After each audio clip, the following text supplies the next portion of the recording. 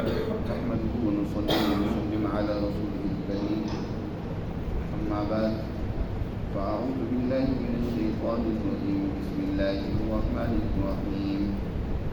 اتل ما أوحي إليك من الكتاب وأقم الصلاة إن الصلاة تنهى عن الفحشاء والمنكر ولذكر الله أكبر والله يعلم ما تصنعون.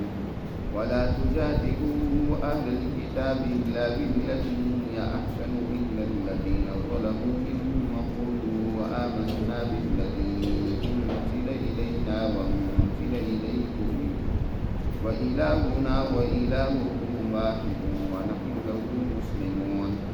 وكذلك أنزلنا إليك الكتاب والذين آتيناهم الكتاب يؤمنون به ومن هؤلاء من يؤمن به وما يجحد بآياتنا إلا الكافرون. وما كنت تتلو من قبله من كتاب ولا تخطه بيمينك إذا لارتاب المبطلون. بل هو آيات بينات في صدور الذين أوتوا العلم وما يجحد بآياتنا إلا الظالمون. وقالوا لولا أنزل عليه آيات من ربه قل إنما الآيات عند الله وإنما أنا نذير مبين. أولم يكفهم أنا أنزلنا عليك الكتاب يتلى عليهم إن في ذلك لرحمة وذكرى لقوم يؤمنون. صدق الله العظيم. یہ سورۃ العنکبوت کا 5واں رکوع ہے. اس سے پہلے آیات مبارکہ میں اللہ سبحانہ وتعالی نے اس حقیقت کو واضح کیے کہ جن لوگوں نے اللہ کی تعلیمات کو قبول کیے ہیں اور انہوں نے یہ کہا ہے کہ آمنا، ہم اللہ کے احکامات کو، اللہ کی تعلیمات کو مانتے ہیں، ان پر ایمان لاتے ہیں. اس کا مطلب یہ نہیں ہے کہ محض اتنا کہنے سے ان کی چھوٹ ہو جائے گی اور ان کی پرکھ نہیں ہوگی، انہیں مشکلات سے، پریشانیوں سے، مسائل سے، تکالیف سے گزرنا نہیں پڑے گا. یعنی ایک منافق نام نہاد مسلمان ہے، ایک سچا مخلص مومن ہے، دونوں کے درمیان میں امتیاز اور فرق تو ضروری ہے. احسب الناس ان یترکوا ان یقولوا آمنا وهم لا یفتنون. لوگوں نے یہ سمجھ لیا ہے کہ محض آمنا کہنے سے وہ چھوڑ دیے جائیں گے اور ان کا امتحان نہیں ہوگا. وهم لا یفتنون، اور انہیں فتنوں میں مبتلا نہیں کیا جائے گا. ان سے پہلے جن لوگوں نے اپنے ایمان کا دعویٰ کیا انہیں اس ایمان کی خاطر بڑی بڑی تکلیفیں اور مصیبتیں جھیلنی پڑی. اس پر اللہ سبحانہ وتعالی نے بطور شہادت کے 3 واقعات ذکر کیے. حضرت نوح علیہ السلام کا واقعہ کہ 950 سال مسلسل انہوں نے اپنی قوم کو شب و روز سمجھایا، لیکن قوم بجائے ان کی بات سننے کی، اس پر غور کرنے کی، اس نے راہ فرار ہی اختیار کی. اور اسی طرح حضرت ابراہیم علیہ السلام کا واقعہ ذکر کیا کہ کس طرح خاندان اور گھر والے مخالف ہو گئے اللہ کی تعلیمات کے نتیجے میں، اور پورے قوم مخالف ہو گئی. بادشاہ وقت سب مل کر حضرت ابراہیم علیہ السلام کو آگ میں جلانا چاہتے، اور اس کے علاوہ وطن سے بے وطن ہونا پڑا انہیں. یہ بڑی تکلیفیں تھیں جن سے ان کو گزرنا پڑا. اور پھر لوط علیہ السلام کا واقعہ ذکر کیا کہ کیسے حضرت لوط علیہ السلام ایسی قوم میں مبعوث فرمائے گئے جو راہ زنی، ڈاکہ زنی، انتہائی درجے کی بد اخلاقیوں کا شکار ہے. حضرت لوط علیہ السلام کی بات کو سننے کی بجائے الٹا ان کا تمسخر اڑا دی اور ان کے مہمانوں کے حوالے سے بھی بد تہذیبی اور بدعملی سے باز نہیں آتی. تو قرآن نے ان واقعات کے ذریعے سے گویا کہ مسلمان جماعت پر یہ بات واضح کی ہے کہ ایمان لانے کا مطلب در حقیقت ایک بہت بڑی ذمہ داری کو قبول کرنا اور اس کے لیے ہر طرح کی قربانی دینے کو تیار کرنا۔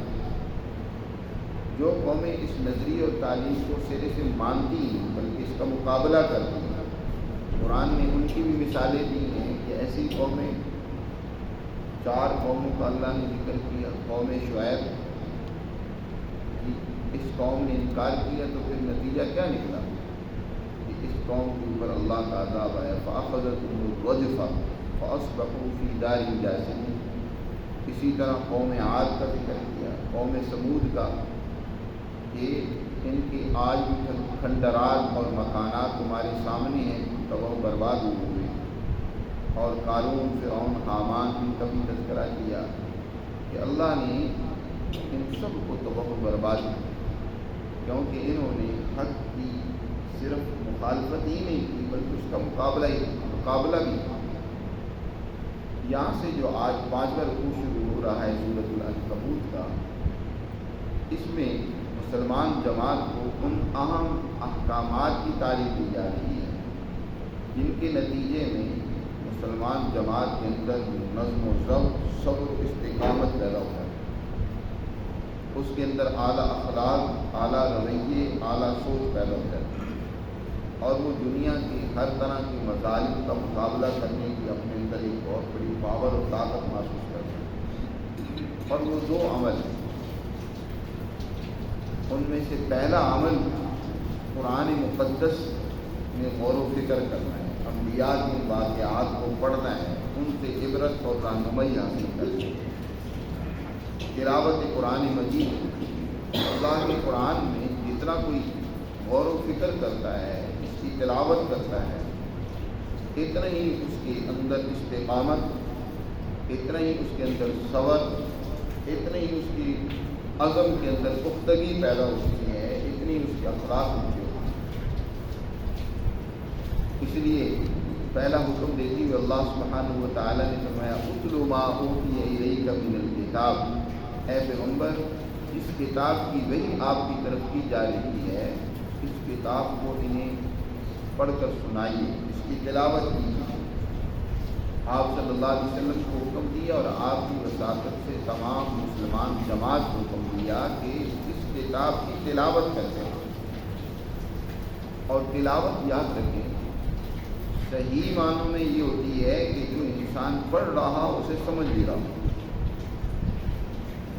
کیونکہ خود قرآن میں تلاوت کا لفظ اسی معنی میں بیان ہوا ہے، جیسے کہ گزشتہ صورتوں میں یہ بات گزری ہے، سورہ قصص میں بھی گزری ہے۔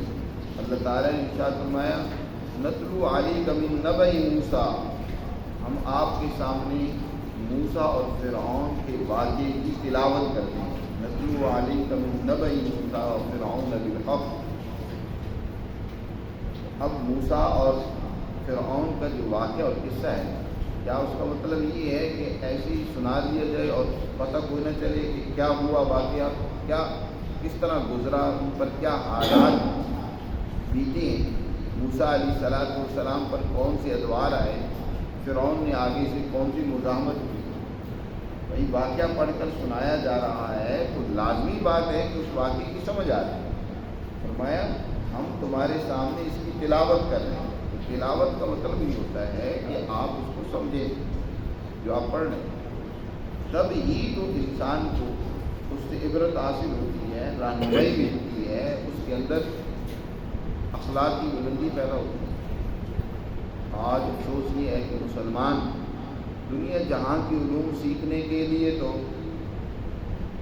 بڑا پیسہ روپیہ بھی خرچ کریں گے اور اپنے بچوں پر دباؤ بھی ڈالیں گے، بس اس کے نتیجے میں کچھ 4 آنے کمانے کے قابل ہو جائے، لیکن اللہ کے قرآن کو سیکھنے کے لیے، اس پر عمل کرنے کے لیے کوئی کاوش نہیں، کوئی جدوجہد نہیں ہے، اس کے لیے کوئی ترغیب نہیں، اس کے لیے کوئی ماحول نہیں۔ یہی وجہ ہے آج مسلمان کی تنزل، زوال، کہ ہم نے اللہ کے قرآن کو چھوڑ رکھا۔ خود نبی کریم صلی اللہ علیہ وسلم نے ارشاد فرمایا یہ اللہ کا جو قرآن ہے، ھذا القرآن یضع به اقواما ویرفع به اقواما آخرین، یہ قرآن بہت ساری قوموں کو بلند کرتا ہے، ان کی عزت بڑھاتا ہے، ان کو دنیا میں ترقیات کے راستے پر لگاتا ہے، اور بہت ساری قومیں اس قرآن کو چھوڑنے کی وجہ سے ذلیل و رسوا ہو جاتی ہیں، پستی میں چلی جاتی ہیں، ذلت کی اتھاہ گہرائیوں میں چلی جاتی ہیں۔ آج ہماری ذلت اور پستی کا بڑا سبب در حقیقت اللہ کے کلام سے بے رخی ہے۔ تو اللہ سبحانہ و تعالی نے مسلمان جماعت کو اپنے اندر اعلیٰ اخلاق پیدا کرنے کے لیے حکم دیا، اعلیٰ سوچ اور فکر پیدا کرنے کے لیے حکم دیا کہ اس کتاب مقدس کی جو وحی آپ کی طرف دی جا رہی ہے آپ اس کی تلاوت کرتے رہیں، اس کو پڑھتے رہیں، اس میں غور و فکر کرتے رہیں۔ اور دوسرا حکم یہ دیا وَأَقِمِ الصَّلَاةَ، نماز کو قائم کرتے رہیے۔ اقیم الصلاۃ، نماز کو قائم کرنا یعنی اس کے حقوق کے ساتھ اس کو ادا کرنا۔ اقامت صلاۃ کا یہاں حکم دیا ہے، اور قرآن میں اکثر جگہوں پر اقامت صلاۃ کا ہی ذکر آیا ہے، نماز کو قائم کرنا، نماز پڑھنا مطلقاً اس کا بیان نہیں ہوا۔ اور نماز کو قائم کرنا ہی ہوتا ہے ظاہری طور پر بھی اور اس کے معنی اور روحانی طور پر بھی جو تقاضے ہیں اس کو پورا کیا جائے تو یہ اقامت الصلاۃ کہلاتی ہے۔ ظاہری تقاضے یہ ہیں، مثلا نماز کی جو شرائط ہیں، جو اس کے واجبات و فرائض ہیں، ان کی ادائیگی کا خیال رکھا جائے۔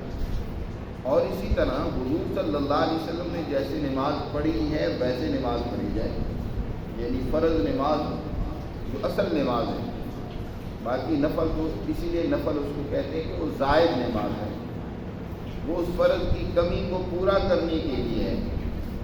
جو فرض نماز میں کمی رہ گئی، کوئی سستی ہو گئی، تو اس کی کمی کا ازالہ نوافل سے کل قیامت کے دن ہوگا۔ اور اس فرض کی ادائیگی کے لیے حضور صلی اللہ علیہ وسلم نے ایک باقاعدہ جماعت کے ذریعے سے ادا کرنے کا حکم دیا۔ آپ صلی اللہ علیہ وسلم نے ان لوگوں کے متعلق سخت ناراضگی کا اظہار فرمایا جو بغیر کسی عذر کے گھر میں اکیلے نماز پڑھ لیتے ہیں۔ وہ ذمے سے فرض تو شاید ادا ہو جائے، لیکن اس فرض کی اللہ اور اس کے رسول کی نظر میں کوئی اہمیت نہیں ہے۔ آپ صلی اللہ علیہ وسلم نے تو یہاں تک فرمایا کہ اگر مجھے یہ بچوں کا، بیماروں کا، عورتوں کا ڈر اور خوف نہ ہوتا کہ ان کو تکلیف اور اذیت نہ پہنچے تو میں ان لوگوں کے گھروں کو آگ لگا دیتا جو لوگ گھروں میں نماز پڑھنے تھے، مسجد میں جماعت کے ساتھ نماز نہیں پڑھتے۔ اتنے سخت وعید حضور صلی اللہ علیہ وسلم کی شان ہے۔ اقیم الصلاۃ، نماز کو قائم کرنا۔ اسی طرح نماز کے جو روحانی تقاضے ہیں کہ نماز در حقیقت انسان کو موعظت اور بہت بڑی نصیحت، اخبار اللہ کا بہت بڑا ذریعہ ہے۔ خشوع خضوع اس کے اندر پیدا ہوتا ہے۔ قد افلح المؤمنون الذین هم فی صلاتهم خاشعون، وہ ایمان والے کامیاب ہو گئے جو اپنی نماز میں خشوع خضوع پیدا کرتے ہیں، یعنی اس کے ہر رکن، ہر واجب مستحب کو ادا کرتے وقت اللہ کی عظمت اور ہیبت ان کے پیش نظر ہوتی ہے، اور اس سے وہ عبرت حاصل کرتے ہیں، رہنمائی لیتے ہیں۔ آج ہماری جو نمازیں بھی ہیں رسمی طور پر ہمیں کچھ پتہ نہیں ہوتا کہ ہم پڑھ کیا رہے ہیں، یہ بھی نہیں پتہ ہوتا کیا پڑھ رہے ہیں۔ بس ایک ایسی کاروائی ہے جو پوری کرنی ہے، جنمے میں گویا گلے میں ڈالا ہوا ڈھول ہے جسے بجانا ہے، بس مسلمان اسے پڑھ رہا ہے۔ یہی وجہ ہے کہ جو اگلی بات اللہ نے بیان فرمائی ہے اس پر آج دنیا جو اعتراض کرتی ہے اس کی وجہ یہی ہے کہ آج مسلمان نے نماز کو جیسے پڑھنا تھا ویسے پڑھتا نہیں ہے۔ اللہ نے اگلی بات کی ارشاد فرمائی کہ ان الصلاۃ تنہی عن الفحشاء والمنکر، بے شک نماز بے حیائی سے اور برے کاموں سے روک دیتی ہے۔ نماز بے حیائی کے کاموں سے روکتی ہے، بد اخلاقیوں سے، گناہوں سے، جرائم سے روکتی ہے۔ اب ایک آدمی آج نمازی بھی ہے لیکن جرائم بھی کر رہا ہے، گناہ بھی کر رہا ہے۔ یہی آج وہ آدمی سوال اٹھاتا ہے جو نماز نہیں پڑھتا کہ بھائی کیا فرق ہے نماز پڑھنے والے میں اور نہ پڑھنے والوں میں، دونوں کام تو ایک جیسے ہی کر رہے ہیں۔ اس کا جواب یہی ہے کہ جو پہلے اللہ نے ارشاد فرمایا، جو حکم کیا وہ ہے اقیم الصلاۃ، نماز کو قائم کرو۔ نماز کو قائم نہیں کیا جا رہا آج، نمازیں پڑھی تو جا رہی ہیں لیکن نماز کو قائم کرنا جیسے حکم دیا گیا ویسے نہیں پڑھی جا رہی، اس لیے اگلا نتیجہ بھی نہیں نکل رہا۔ اگلا نتیجہ تو تب نکلے گا نا کہ جب نماز کو آپ سوچ سمجھ کر پڑھیں، اس کے تقاضے پورے کر کے پڑھیں، اپنے اندر اللہ کی عظمت اور ہیبت و جلال پیدا کر کے نماز پڑھیں، اور اس کے ہر رکن میں، ہر اس کے فرض میں، ہر اس کے مستحب اور سنت میں غور و فکر کریں، اور اس میں جو عبرت اور رہنمائی موجود ہے، جو سبق موجود ہے، وہ انسان سیکھے۔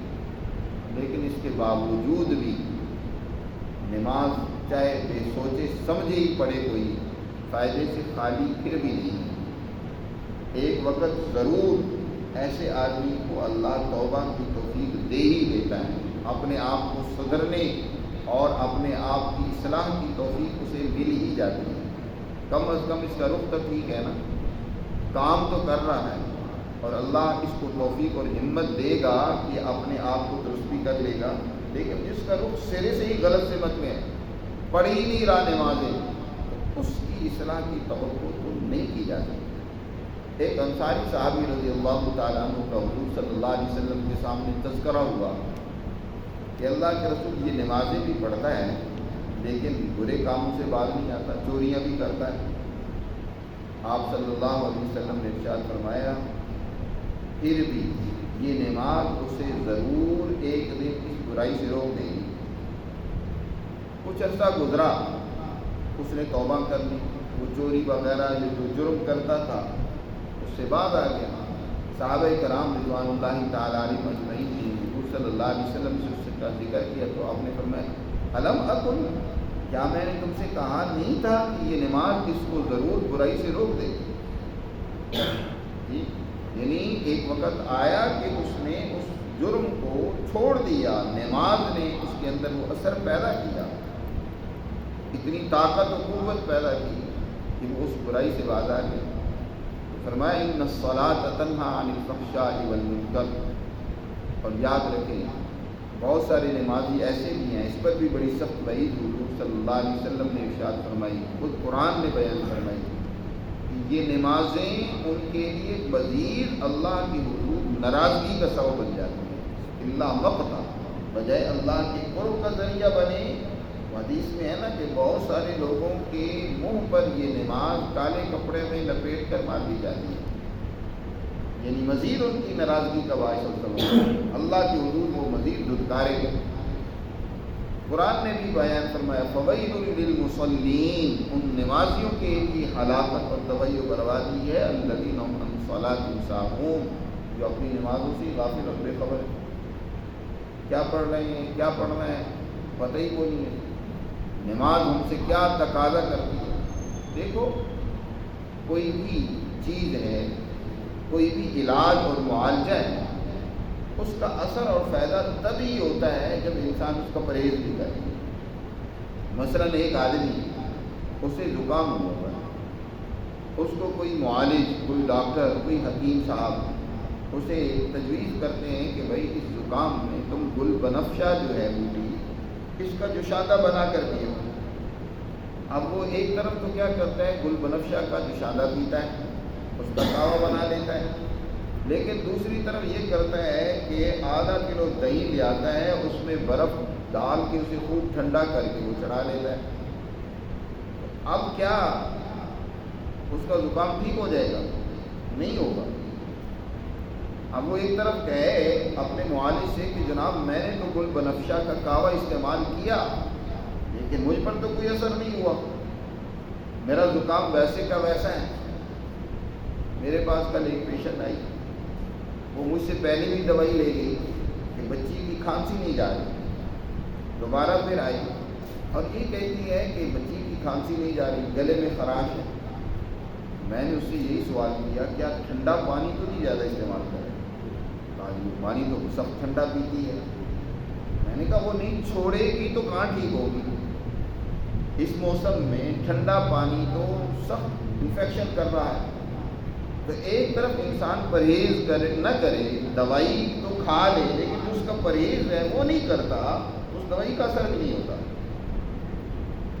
نماز کا بھی تو پرہیز ہے، جو ہم اعمال کرتے ہیں ان کے بھی پرہیز اللہ اور اس کے رسول نے بتلائے ہیں۔ نماز کا صحیح فائدہ تب ہی ہوگا جب اس پرہیز کو بجا لائیں، اس کے تقاضے پورے کریں۔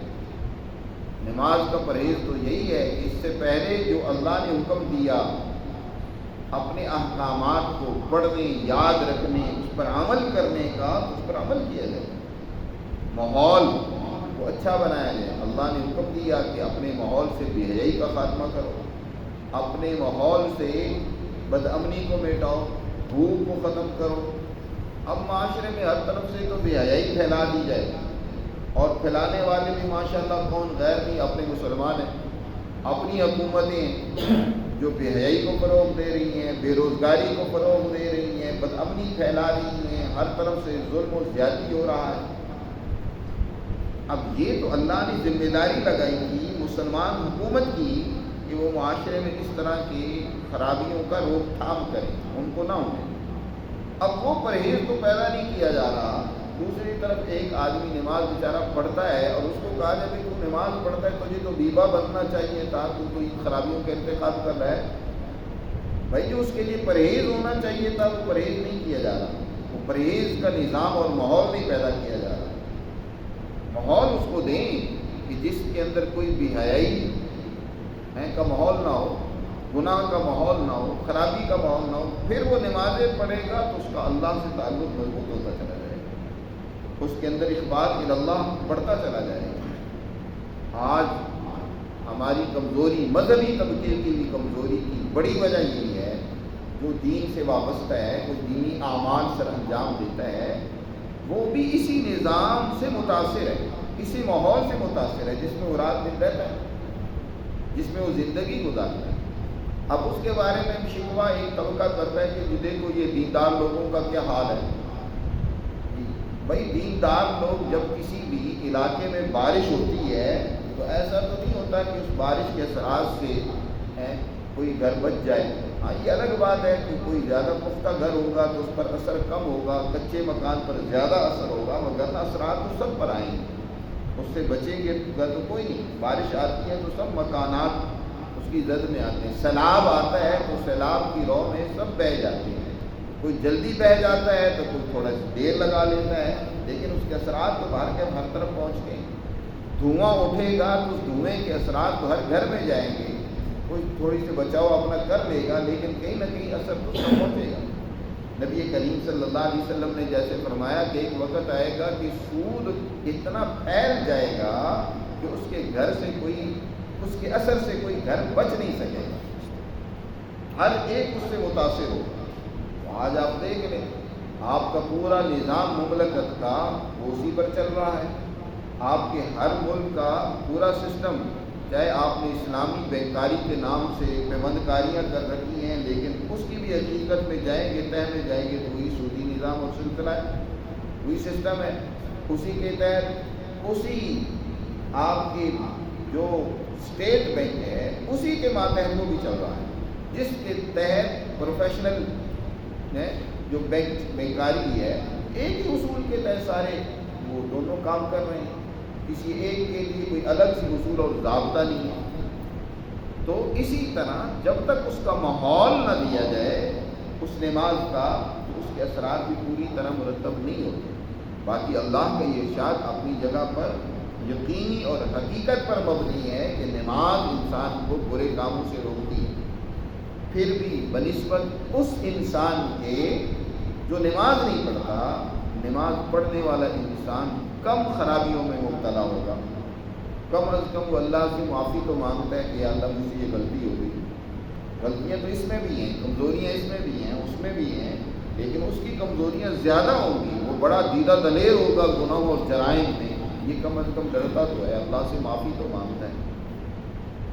اللہ تعالیٰ نے فرمایا کہ ان الصلاۃ تنہا عن الفحشاء والمنکر، اور اگلی بات جو نماز میں اصل ہونی چاہیے اس کو بیان فرمایا وَلَذِكْرُ اللَّهِ اکبر، اور یاد رکھو اللہ کا ذکر وہی سب سے بڑی چیز ہے، یعنی نماز میں بھی اللہ کی یاد ہو، غافل نہ ہو کہ زبان تو پڑھ رہی ہے اور دل میں اللہ کی یاد پیدا ہی نہیں ہو رہی۔ ذکر کا معنی ہوتا ہے دل میں اللہ کی یاد اور عظمت پیدا ہو جائے، اور جتنی اللہ کی عظمت اور یاد دل میں پیدا ہوتی چلی جائے گی اتنا انسان اللہ کا مقبول بندہ بنتا چلا جائے گا، شیطان سے گناہوں سے اتنا دور ہوتا چلا جائے گا۔ تو اللہ کا ذکر یعنی اللہ کی یاد کا پیدا ہو جانا دل میں، یہ سب سے بڑی دولت ہے۔ اسی کے لیے خود حضور صلی اللہ علیہ وسلم نے بھی اور پھر آپ کی اتباع میں اولیاء اللہ نے بھی اپنے مریدوں کو کثرت سے ذکر کرنے کی تلقین کی۔ جتنا کثرت سے اللہ کا ذکر کیا جاتا ہے اتنا ہی انسان کے دل میں اللہ کی عظمت اور اس کی تجلیات و انوارات پیدا ہوتی ہیں، اور اتنا اللہ سے تعلق مضبوط ہوتا ہے۔ آپ صلی اللہ علیہ وسلم نے ارشاد فرمایا کہ اللہ کے ذکر کو ہر وقت لازم کریں، چلتے پھرتے اٹھتے بیٹھتے۔ آپ صلی اللہ علیہ وسلم نے ایک دوسری حدیث میں ارشاد فرمایا تموتون کما تحیون، تمہاری موت بھی اسی حال میں آئے گی جس حال میں تم زندگی گزارو گے، اس لیے زندگی اس طرح گزارو کہ ہر وقت کوئی نہ کوئی اللہ کا پاک نام تمہاری زبان پر جاری ہے۔ اور فرمایا وتحشرون کما تموتون، اور کل قیامت کے دن تمہارا حشر اس حال میں ہوگا جس حال میں تم مرو گے۔ اگر ایک انسان اللہ کا ذکر کرتے کرتے مرا تو کل اٹھے گا بھی تو اس کی زبان پر اللہ کا ہی ذکر، اس کا ہی نام ہوگا۔ اور حضور صلی اللہ علیہ وسلم کا ایسی مجالس فرمایا اللہ کو اور اس کے فرشتوں کو بڑی پسند ہے جن میں اللہ کا ذکر کیا جاتا ہے۔ فرشتے ایسی مجالس کو ڈھونڈتے ہیں کہ جن میں اللہ کا ذکر ہوتا ہے۔ تو اللہ کا ذکر، یہ اللہ کی یاد، یہ سب سے بڑی نعمت ہے۔ اور یہ مطلب بھی ہے کہ جب تم نماز کے ذریعے سے اور ذکر کے ذریعے سے اللہ کو یاد کرو گے تو اللہ کا قانون یہ ہے فاذکرونی اذکرکم، تم مجھے یاد کرو تو میں تمہیں یاد کروں گا، تمہارا ذکر کروں گا۔ تو یہ جو اللہ کا یاد کرنا ہے یہ سب سے بڑی دولت ہے۔ کائنات کی سب سے بڑی نعمت یہ ہے کہ کسی بندے کا اللہ ذکر کرے، اللہ اس کا تذکرہ کرے، اللہ اس کو یاد کرے کہ یہ ہے میرا بندہ جو میرے اس کام کو سر انجام دے رہا ہے، میری طرف سے عائد کردہ ذمہ داری کو نبھا رہا ہے، یہ میرے لیے کام کر رہا ہے۔ تو یہ اللہ کا بندے کو یاد کرنا اکبر، یہ بہت بڑی نعمت ہے، بہت بڑی دولت ہے۔ واللہ یعلم ما تصنعون، اور اللہ خوب جانتا ہے جو تم کر رہے ہو۔ یہ اللہ نے یہاں اس آیت مبارکہ میں دو اہم حکم دیے ہیں۔ ہمیں ان دونوں اللہ کے احکامات کی پابندی کرنی چاہیے، اس کی پریکٹس کرتے رہنا چاہیے، اور ان کی کوالٹی دن بدن بہتر بنانے کی کوشش کرتے رہنا چاہیے۔ تلاوت قرآن اور نماز کو قائم کرنا، تلاوت قرآن کریں، اس سے اپنے اوپر قرآن کی تلاوت سے جو اثرات مرتب ہوتے ہیں ان کو حاصل کرنے کی کوشش کریں۔ قرآن جو پڑھیں اس سے نصیحت حاصل کریں، اس سے تذکیر حاصل کریں۔ جہاں اللہ کی نعمتوں کا ذکر ہو، تذکیر بآلاء اللہ، وہاں ان سے انسان اللہ کی نعمتوں کو یاد کر شکر گزاری کا جذبہ اپنے اندر پیدا کرے۔ اور جہاں تذکیر بایام اللہ، یعنی گزشتہ قوموں کے واقعات کا بیان ہوا ہے، دو قسم کی قومیں منعم علیہ جن پر اللہ کا انعام ہوا، ان کے واقعات کو جب پڑھے سنیں تو اللہ سے مدد مانگے اور ان کے راستے پہ چلنے کا عزم کریں کہ اللہ ہمیں بھی لوگوں کے راستے پر چلا۔ اور دوسرے مغضوب علیہم جن پر اللہ کا غضب نازل ہوا، جو اللہ کی نظر سے دھتکارے گئے، دنیا پر بھی اللہ کا عذاب ان پر آیا، آخرت میں بھی ان کے لیے عذاب ہے، ان سے پناہ مانگے، ان کرتوتوں سے بچنے کی کوشش کرے جس کی وجہ سے اللہ کا ان کا عذاب آیا۔ اسی طرح قرآن میں جہاں موت اور ما بعد الموت کا ذکر ہے تو اس سے عبرت اور رہنمائی لے، اپنی غفلت کو دور کرنے کے لیے یاد رکھے اپنی موت کو، ما بعد الموت کے واقعات کو۔ اور اسی طرح چوتھی چیز جو قرآن میں بیان ہوئی ہے وہ اللہ کے احکامات ہیں۔ اللہ کے احکامات ان کو جب سنیں تو ان پر عمل کرنے کا جذبہ ہو، اللہ سے دعا مانگے کہ یا اللہ یہ حکم پورا کرنے کی مجھے توفیق دے، جو ہی اللہ اور اس کے رسول کا کوئی حکم سنے تو ایک دفعہ اپنے آپ کو جھکا دیں، یا اللہ میں اس پر عمل کرنا چاہتا ہوں۔ اگر کسی سستی، غفلت، کوتاہی سے نہیں عمل بھی ہوا، اللہ کے سامنے اس کی معافی مانگیں، اس کی اللہ سے معذرت کریں۔ ایک طرف تو یہ، اور دوسری طرف نماز کو قائم کرنے کی کوشش کریں۔ یقیناً یہ دو وہ بڑی دولت اور نعمتیں ہیں جو ایک سچے مسلمان کو سچا مسلمان بناتی ہیں، اور دنیا کی بڑی سے بڑی طاقتوں اور قوتوں کے مقابلے میں ہمت دیتی ہیں، جرأت دیتی ہیں، اور وہ دنیا کے اندر بھی سرخرو ہوتا ہے اور آخرت کے اندر بھی کامیاب ہوگا۔ اللہ ہمیں ان پر عمل کی توفیق